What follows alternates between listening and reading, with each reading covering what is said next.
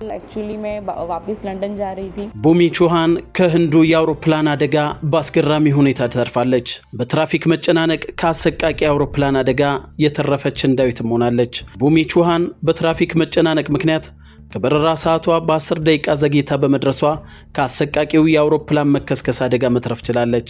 ቡሚ ቹሃን የቢዝነስ አድሚኒስትሬሽን ተማሪ ስትሆን ከባለቤቷ ጋር በእንግሊዝ ብሪስቶል ኑሮዋን አድርጋለች።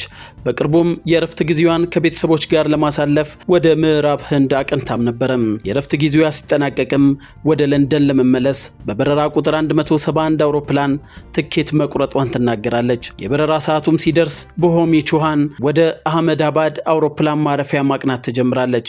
लेट होने का रीज़न तो यही था कि अहमदाबाद का थोड़ा ट्रैफिक हम लोग ይሁን እንጂ አውሮፕላን ማረፊያው እየሄደች ባለችበት ወቅት ከፍተኛ የትራፊክ መጨናነቅ ያጋጥማታል።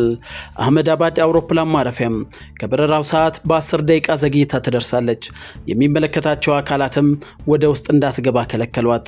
ይህን ተከትሎ በረራዋ ያመለጣት ቡሚ ቹሃንም ከንዴቷ ሳትወጣ ከጥቂት ደቂቃዎች በኋላ ወደ ለንደን ልትጓዝበት የነበረው አውሮፕላን መከስከሱን በስፍራው ተገኝታ አይታለች። ቡሚ ቹሃን የትራፊክ መጨናነቅ ህይወቴን ታደገው ስትል መናገሯን ቢቢሲ ዘግቦታል። और एट द टाइम